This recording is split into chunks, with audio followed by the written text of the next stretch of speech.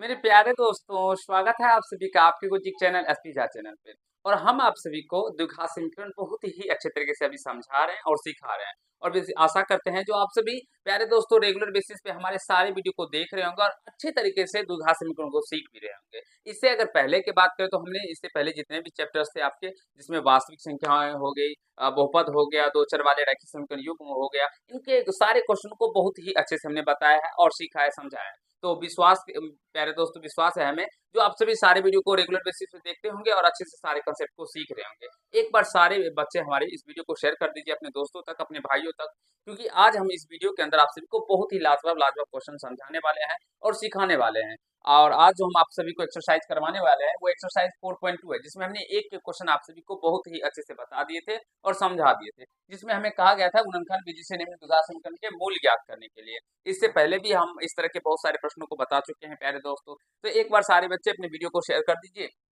और अच्छे से समझ लीजिएगा जो अभी आज हम समझाने वाले हैं। ठीक है, बहुत ही एग्जाम में बार बार पूछे जाने वाले क्वेश्चन है और ऐसे प्रश्नों को कैसे बनाया जाता है इसके बारे में भी हम बताएंगे आप सभी को। ठीक है, तो चलिए हम स्टार्ट करते हैं यहाँ से। और आप सभी को अगर बात करें ना प्यारे दोस्तों, तो ये देखिए, ये क्वेश्चन पांच, एक का पांच हो गया जो कि लास्ट था। क्वेश्चन नंबर 2 हमारे बच्चे ने छोड़ दिया था, उदाहरण 1 में दी गई समस्या को हल कीजिए। तो प्यारे दोस्तों वहां से आप लोग इसे कर लीजिएगा। ठीक है, क्वेश्चन नंबर 3 को हमने इससे पहले ही बता दिया था बहुत ही अच्छे से, जो दो संख्याओं का संख्या ज्ञात कीजिए जिनका योग इस तरह से दिया गया, गुणनफल इतना हो। तो अब आज हम जो बताएंगे वो आपको 4 नंबर से बताएंगे और बहुत ही अच्छे से ऐसे प्रश्नों को करने के बारे में समझाएंगे, जो अगर इस तरह के प्रश्न आपके एग्जाम में आते तो वहां पे क्या करना है। ठीक है, इससे पहले भी हम ऐसे प्रश्न बताए थे आपको दो चर वाले रैखिक समीकरण युग में। वहां पे हम जो ऐसे प्रश्न बताए थे तो वहां पे दो चर मानते थे, एक एक्स मानते थे, दूसरा वाई मानते थे। लेकिन यहाँ पे अब हमें दो चर नहीं मानना है, अब हमें एक चर का सहायता से ही इसको हल करना है और आपको हम समझाएंगे। ठीक है दोस्तों, देखिए कैसे हम एक चर की सहायता से इसको हल करते हैं, समझने का प्रयास कीजिएगा और अच्छे से सीखने का प्रयास कीजिएगा। कहा गया है दो क्रमागत धनात्मक पूर्णांक ज्ञात कीजिए जिनके वर्गों का योग 365 हो। ठीक है, मान लेते हैं सबसे पहले, माना कि दो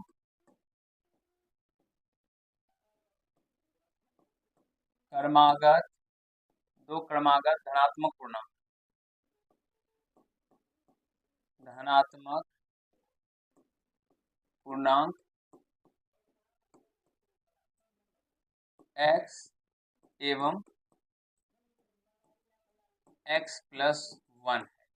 ठीक है प्यारे दोस्तों, क्योंकि x है तो दूसरा क्या होगा, x प्लस वन। अगर मान लीजिए आप धनात्मक पूर्णांक का बात करते हैं, धनात्मक पूर्णांक क्या होता है, 1 2 3 4 कैसे अनंत तक होता है। तो अगर हम मान लीजिए पहला अगर 3 लेंगे तो दूसरा क्या होगा, 4 ही होगा ना, इसके बाद 4 ही होता है। यानी कि अगर ये x है तो ये दूसरा क्या होगा, x प्लस का 1 होगा, क्योंकि 3 में 1 प्लस ऐड ही हुआ है ना प्यारे दोस्तों, तभी तो 4 हुआ है। तो उसी प्रकार से यहाँ पे भी प्लस 1 करेंगे तो अगला वाला पूर्णांक निकल के आएगा। आशा करता हूँ समझ रहे होंगे, सीख रहे होंगे। अब प्रश्न में क्या कहा गया है उसके अकॉर्डिंग हम लोग बात करते हैं। ठीक है, प्रश्न में कहा गया है मित्रों, जो जिनके वर्गों का योग 365 है, यानी इनके वर्गों का योग, यानी कह सकते हैं X square plus x plus one का होल स्क्वायर बराबर में 365 हो जाएगा, क्योंकि इनके वर्गों का योग तो वर्ग कर दिए और वर्ग करके जोड़ दिए। तो प्यारे दोस्तों इस 365 पे अब इसको हल करेंगे और हमें यहाँ से दोनों धनात्मक पूर्णांक निकल के आ जाएंगे। चलिए देखिए, हल करते हैं। X square A plus B का होल स्क्वायर यहाँ से तोड़ दीजिएगा तो A square plus B square, तो वन का स्क्वायर वन ही, प्लस टू ए बी यानी कि 2x हो जाएगा। ठीक है, आशा करता हूँ ये ए प्लस बी का होल स्क्वायर तोड़ने के बारे में हमारे सारे प्यारे भाई जानते होंगे, समझते होंगे। अगर नहीं समझ रहे ना, बेसिक मैथ्स करके एक हमने आप लोगों के लिए प्यारे दोस्तों स्टार्ट किया है, तो उसे रेगुलर बेसिस पे वीडियो को देखिएगा, जिसमें हम इस तरह के सारे कंसेप्ट को सिखा रहेंगे। ठीक है, और अच्छे से आपका कंसेप्ट भी क्लियर हो जाएगा वहां से। तो इसको हल करिएगा, एक्स स्क्वायर 2x स्क्वायर, फिर प्लस का 2x प्लस का 1 इधर आ जाएगा माइनस 365 बराबर में 0, यानी 365। ये घट जाएगा तो 2x स्क्वायर प्लस का 2x, और ये घट के प्यारे दोस्तों क्या हो जाएगा, माइनस का 364 इक्वल टू 0। दो कॉमन कर लेंगे तो यहाँ से बचेगा एक्स स्क्वायर प्लस का एक्स माइनस दो एक का दो, दो अठे 16, दो दूना 4, 182 हो जाएगा इक्वल टू 0। फिर दो से इधर भाग हो जाएगा तो ये प्यारे दोस्तों 0 ही रह जाएगा, यानी x square plus x minus का 182 इक्वल टू 0। एक बार यहाँ तक अच्छे से समझिए और सीखने का प्रयास कीजिए प्यारे दोस्तों। ठीक है, क्योंकि हमने अभी तो कुछ नहीं, बस कैलकुलेशन का किया है और आगे प्रोसेस को बढ़ाया है। जल्दी बताइए यहाँ तक मेरे प्यारे दोस्तों, कहीं से कोई दिक्कत? मुझे नहीं लगता है जो यहाँ तक मेरे प्यारे दोस्तों किसी को भाई को कहीं से कोई दिक्कत। अब 182 को इस तरह से तोड़ना है प्यारे दोस्तों, जोड़ने घटाने पे प्लस का एक्स आना चाहिए, यानी कि 1 आना चाहिए, ठीक है। तो 182 एक्स स्क्वायर हो जाता है। तो ये प्यारे दोस्तों अगर हम इस तरह से इसको तोड़ दें, 14 और 13 को गुणा कीजिएगा ना तो 182 होता है, ठीक है। और जोड़ने ये इसको अगर प्लस में ले ले और इसको माइनस में ले ले, घटाएंगे तो ये क्या हो जाएगा, प्लस का 1 निकल के आ जाएगा, यानी कि प्लस का एक्स हो जाएगा, ठीक है। इस तरह से हम पहले गुणनखंड विधि से आप सभी को चैप्टर 4.2 के क्वेश्चन नंबर 1 में ही गुणनखंड विधि से कैसे हल करते हैं, मूल ज्ञात करते हैं, इसके बारे में सिखा चुके हैं। तो मुझे विश्वास है आपसे भी देख ली होंगे वो सारे वीडियो को, ठीक है ना। तो यहाँ से हो जाएगा ये एक्स स्क्वायर प्लस का 14x माइनस का 13x और माइनस का 182 इक्वल टू 0, ठीक है। x कॉमन कर लेंगे प्यारे दोस्तों, यहाँ से बचेगा x प्लस का ये क्या है 14 यानी कि 14, और माइनस का यहाँ से 13 कॉमन करेंगे तो यहाँ पे भी x और ये माइनस कॉमन किया तो चेंज हो जाएगा, प्लस का 14 हो जाएगा, बराबर में प्यारे दोस्तों 0 है तो 0 कर दीजिएगा, ठीक है। x प्लस 14 इसमें भी, x प्लस 14 इसमें भी, दोनों में है तो 14 कॉमन कर लीजिए, तो क्या बचेगा इधर x बचेगा और इधर बचेगा माइनस का 13 बराबर में 0। अब इस दोनों टर्म के बराबर 0 है, इसलिए x प्लस का 14 बराबर में 0 कर दीजिए एक बार, और x माइनस का 13 बराबर में भी 0 कर दीजिए। तो यहाँ से क्या होगा, x बराबर में माइनस का 14 और यहाँ से x बराबर में क्या होगा, प्लस का 13। तो यह अमान्य हो जाएगा। यह अमान्य क्यों हो जाता है प्यारे दोस्तों, इसलिए अमान्य हो गया। अमान्य का मतलब ये नहीं मान्य होगा, इसका मान ये नहीं ले सकते क्योंकि ये धनात्मक पूर्णांक के बारे में कहा गया, और ये माइनस का 14 क्या है तो ऋणात्मक पूर्णांक कहा गया, इसलिए नहीं लेंगे। तो यहाँ से लिखेंगे अतः दो क्रमागत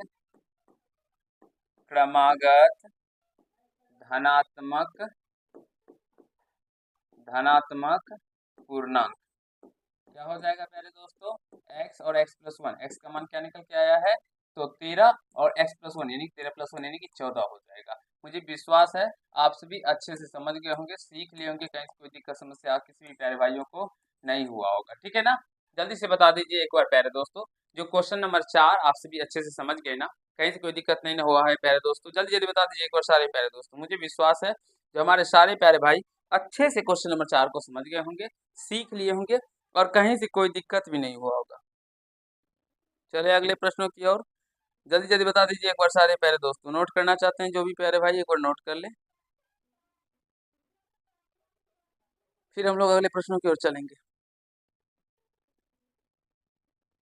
चलिए अगला प्रश्न ये रहा, क्या कहा गया प्रश्न को देखिए, प्रश्न को आप सभी अच्छे से पढ़िए और समझने का प्रयास कीजिए। कहा गया एक समकोण त्रिभुज है, प्यारे दोस्तों आप सभी राइट एंगल ट्रायंगल के बारे में तो जानते ही होंगे, ठीक है ना। एक समकोण त्रिभुज हम बना के आपको समझाते हैं जिससे आपका क्लैरिफिकेशन अच्छे से आपको अच्छे से समझ में आ जाएगा। ये क्या है ना मित्रों, एक राइट एंगल ट्रायंगल है, ठीक है।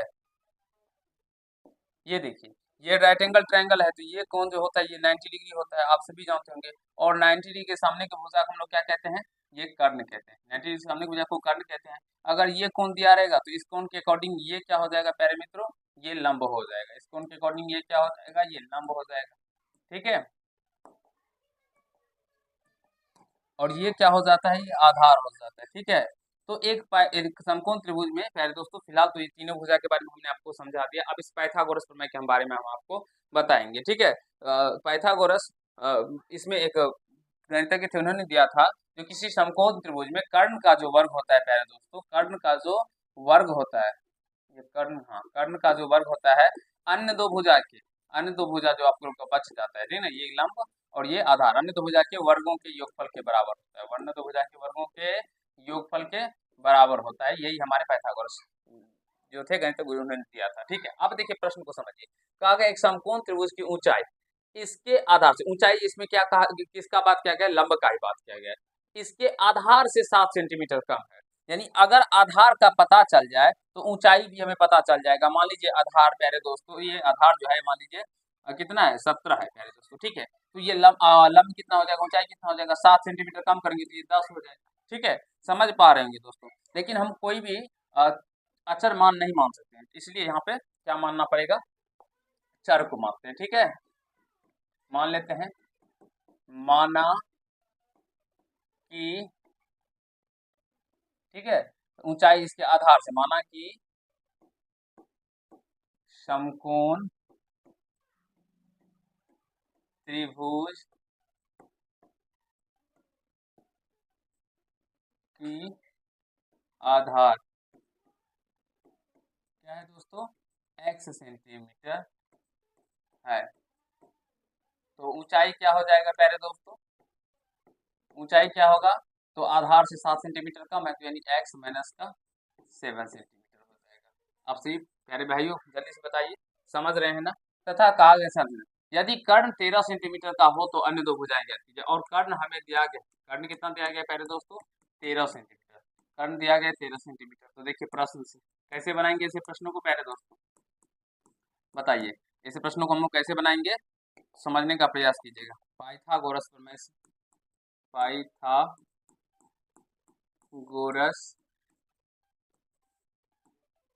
प्रमेय से क्या होता है प्यारे दोस्तों, कर्ण स्क्वायर बराबर लंब स्क्वायर प्लस का आधार स्क्वायर, यानी कि तो कर्ण क्या है यहाँ पे 13 है, और लंब क्या हो गया x माइनस 7, आधार क्या हो गया x, यानी ऐसे लिख सकते हैं x माइनस, इस तरह से लिख सकते हैं लंब x माइनस 7 का स्क्वायर प्लस का आधार का स्क्वायर बराबर में 13 का स्क्वायर, यानी कि कर्ण स्क्वायर बराबर लंब स्क्वायर प्लस का आधार स्क्वायर। आशा करते हैं प्यारे दोस्तों आप सभी समझ रहे होंगे और सीख रहे होंगे। अब यहाँ से इसको हल करके आप सभी अपना मान निकाल सकते हैं।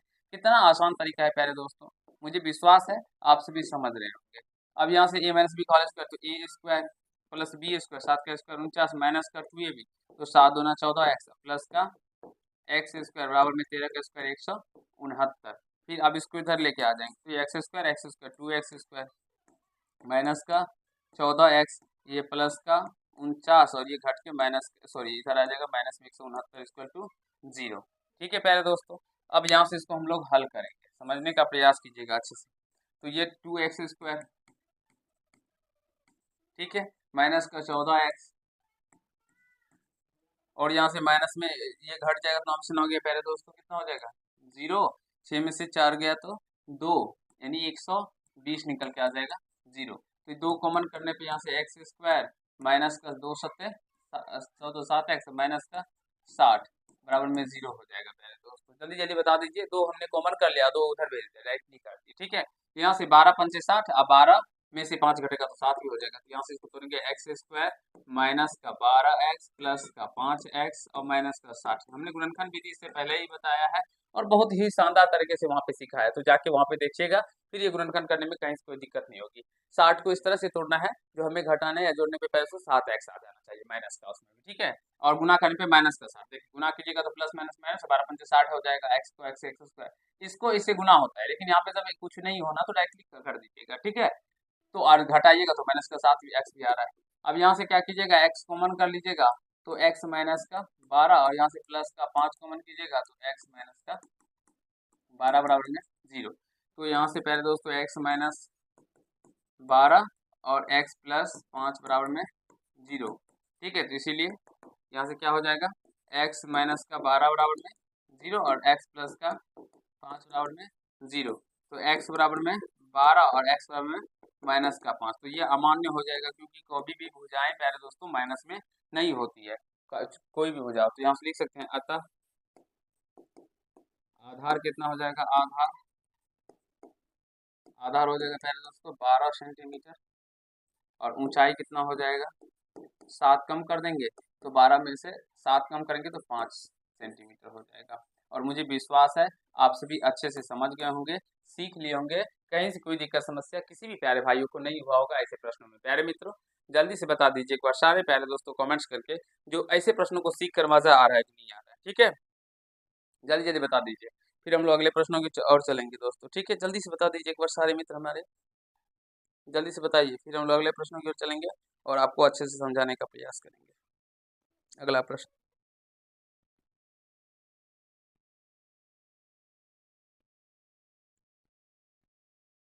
चलिए अगले प्रश्नों की ओर चले बताइए। ये देखिए क्वेश्चन नंबर 6, देखिए आप लोग को ये देख के थोड़ा सा बड़ा प्रश्न लग रहा होगा, लेकिन हम अच्छे से समझाएंगे तो आपको अच्छे से समझ में आ जाएगा।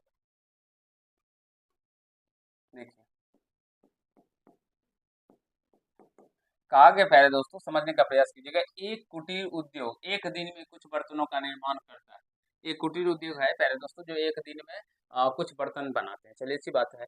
एक विशेष दिन यह देखा गया कि प्रत्येक नग का निर्माण मूल्य, यानी कि प्रत्येक नग का जो निर्माण मूल्य है, ठीक है, एक नग के निर्माण मूल्य का बात कहा गया है, उस दिन के निर्माण किए गए बर्तनों की संख्या, उस दिन जितने भी बर्तन का निर्माण हुआ है उसके 2 गुने से 3 अधिक थी।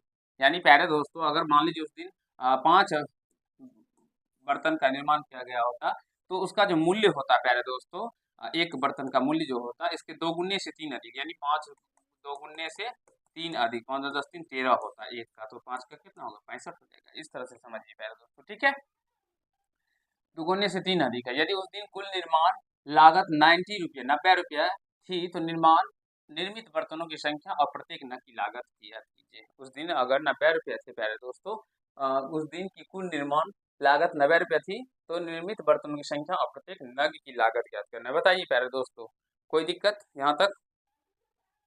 देखिए हल करते हैं, मान लेते हैं, माना कि निर्मित निर्मित बर्तनों निर्मित बर्तनों की संख्या x है, तो प्रत्येक